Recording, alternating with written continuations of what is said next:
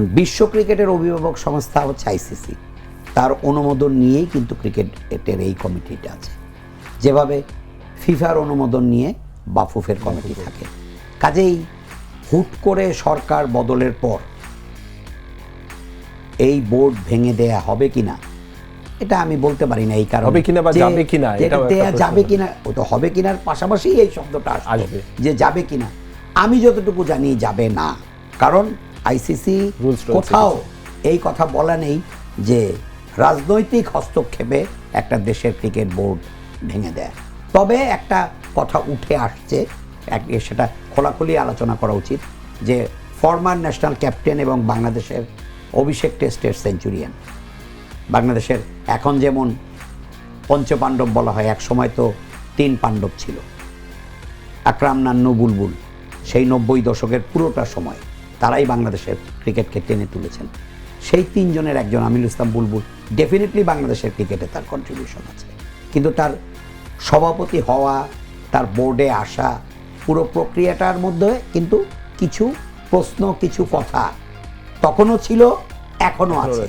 কাজেই তত্ত্বাবধায়ক সরকারের আমলে তত্ত্বাবধায়ক সরকারের ক্রীড়া উপদেষ্টা জনাব আপনার কি বলে আমাদের আসিফ নজরুল সাহেব, না তিনি তো পরে এসছেন, তার আগেই তো নির্বাচন হয়ে গেছে, আসিফ মাহমুদ সজীব, তিনি যখন দায়িত্বে ছিলেন তখনই আমিনুল ইসলাম বুলবুল প্রথমে তিনি বোর্ডে এসছেন, পরবর্তীতে প্রথমে এসছেন এনএসসির প্রতিনিধি হয়ে, পরবর্তীতে তিনি ঢাকা বিভাগীয় ক্রীড়া সংস্থার প্রতিনিধি হয়ে নির্বাচন করে তিনি জয়যুক্ত হয়ে বোর্ডে আছেন।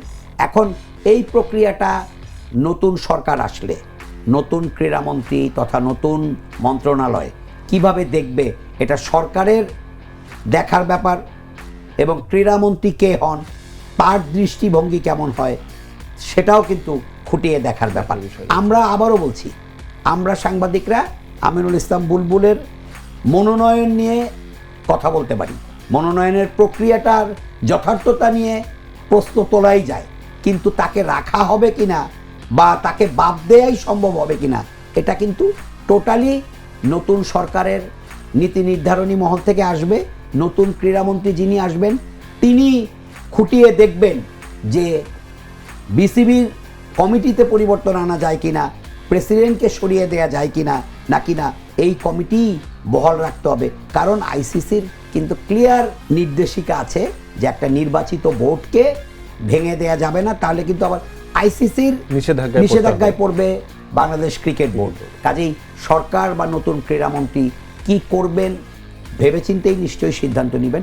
তারপরও বলছি যে তত্ত্বাবধায়ক সরকারের আমলে গত বোর্ড নির্বাচনটাও খানিক প্রশ্নবিদ্ধ ছিল, এবং আমিনুল ইসলাম বুলবুলের বোর্ডে আসার প্রক্রিয়াটা, ফারুক আহমেদকে সরিয়ে তার প্রথমে বোর্ডে আসা, তাকে আনা, তাকে দিয়ে নির্বাচন করানো, এবং তড়িঘড়ি করে বিভিন্ন জেলা এবং বিভাগীয় কমিটিতে পরিবর্তন এনে একটা কাজ সম্পাদন করা, সবগুলোর মধ্যেই একটু প্রশ্ন থেকেই যাচ্ছে, কিছু স্বচ্ছতায় ঘাটতি ছিল, সেটা নিয়ে এখনও কথা হচ্ছে। এখন শেষ পর্যন্ত আমিনুল ইসলাম বুলবুলের ব্যাপারে নতুন সরকার, নতুন ক্রীড়ামন্ত্রী, তাদের দৃষ্টিভঙ্গি কি হবে, এটা আসলে সময়ের উপর ছেড়ে দেওয়াই আমার মনে হয় উত্তম।